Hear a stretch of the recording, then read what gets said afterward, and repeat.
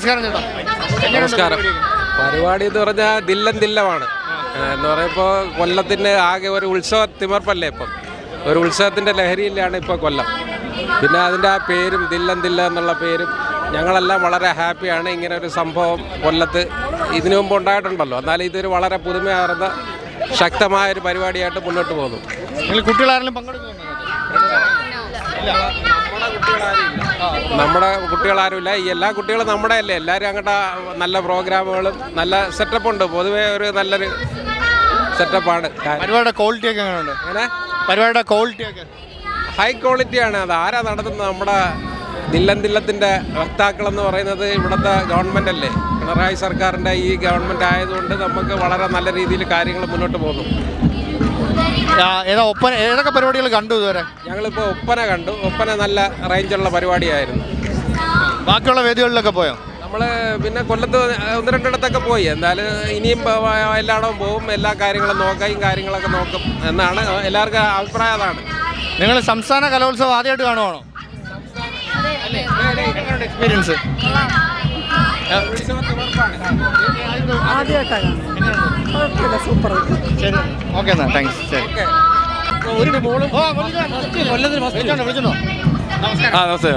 എങ്ങനെയുണ്ട് പരിപാടി? ഇവിടെ നമുക്ക് ഇവിടെ കൊല്ലക്കാർക്ക് ഒരു ഓണം നമുക്ക് തിരിച്ചു കിട്ടിയ പോലെയാണ്. നമുക്ക് ശരിക്കും ഒരു തൃശ്ശൂർ പൂരം പോലെ നമുക്ക് കാണുന്നില്ല. ചേട്ടാ നോക്കി ചുറ്റുപാടെല്ലാം നോക്കി നമ്മുടെ തൃശ്ശൂർ പൂരം, നമുക്കൊരു തൃശ്ശൂർ പൂരം കൊല്ലത്ത് കൊണ്ടുവരാൻ സാധിച്ചതിൽ നമുക്ക് ഭയങ്കര സന്തോഷമുണ്ട്.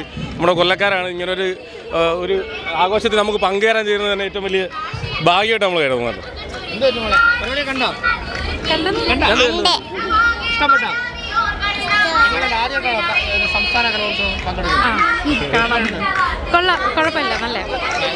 ഇപ്പൊ നമുക്ക് സാധാരണ കലോത്സവത്തിന് ഇങ്ങനെയുള്ള അറേഞ്ച്മെന്റ്സ് ഒന്നും കാണില്ല. ഈ പവലിയനും കാര്യങ്ങളൊക്കെ.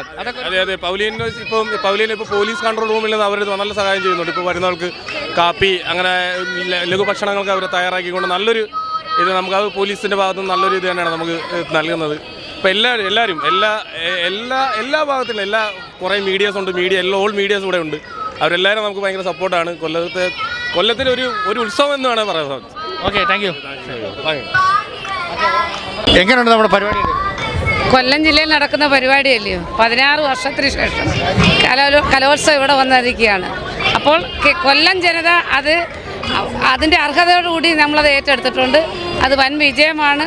അതിൻ്റെ എന്താണെന്ന് വെച്ചാൽ എല്ലാ വിധത്തിലും ഏറ്റെടുത്ത പോലീസ് മുതൽ ഇവിടുത്തെ ക്ലീനിങ് സ്റ്റാഫ് വരെ അത് ഫുള്ളായിട്ട് ഏറ്റെടുത്ത് പരിപാടി വൻ വിജയമാക്കുന്നതിന് വേണ്ടി കൊല്ലം ചരിത്രം തിരുത്തി കുറിക്കുന്ന വിധത്തിൽ കലോത്സവം മാറ്റപ്പെടണം. ചേട്ടാ, പരിപാടി വളരെ ഗംഭീരമായ പരിപാടിയാണ്. കഴിഞ്ഞ 10-16 വർഷത്തിന് ശേഷം ആദ്യമായിട്ട് ഇവിടെ വരികയാണ് നമ്മുടെ കലോത്സവം.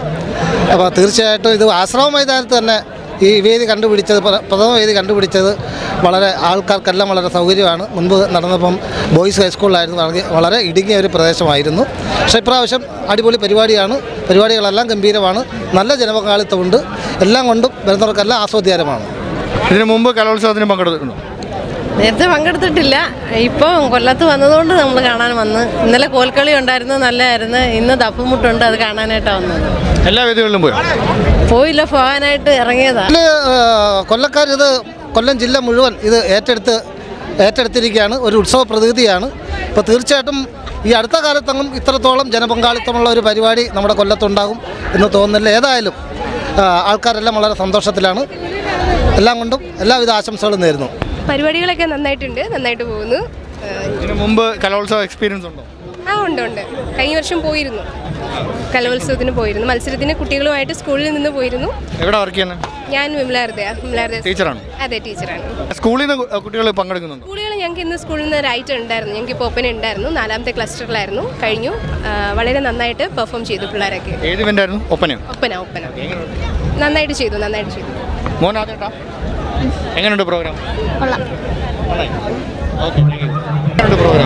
പ്രോഗ്രാമെല്ലാം അടിപൊളിയാണ്. ഇപ്പം വന്നതേ ഉള്ളൂ ഞങ്ങൾ കാണാനായിട്ട്. ഒപ്പനയാണ് കണ്ടത്. കുട്ടികൾക്കൊക്കെ ആദ്യത്തെ എക്സ്പീരിയൻസ് ആണല്ലോ? ആദ്യത്തെ എക്സ്പീരിയൻസ്. കൊള്ളാം. ഇഷ്ടപ്പെട്ടോ? ചുണ്ടിനെന്തോ ഇഷ്ടപ്പെട്ടോ? ചേട്ടാ, ആദ്യമായിട്ടാണോ? ആദ്യമായിട്ടാണ് കലോത്സവത്തിൽ പങ്കെടുക്കുന്നത്. ഞാൻ കൊല്ലക്കാരനാണ്. പക്ഷെ ആദ്യമായിട്ടാണ് കലോത്സവം കാണുന്നത് തന്നെ. നമ്മളെ കൊല്ലത്ത് വന്ന് കാണാൻ സാധിച്ചത് വളരെയധികം സന്തോഷം. Okay, thanks.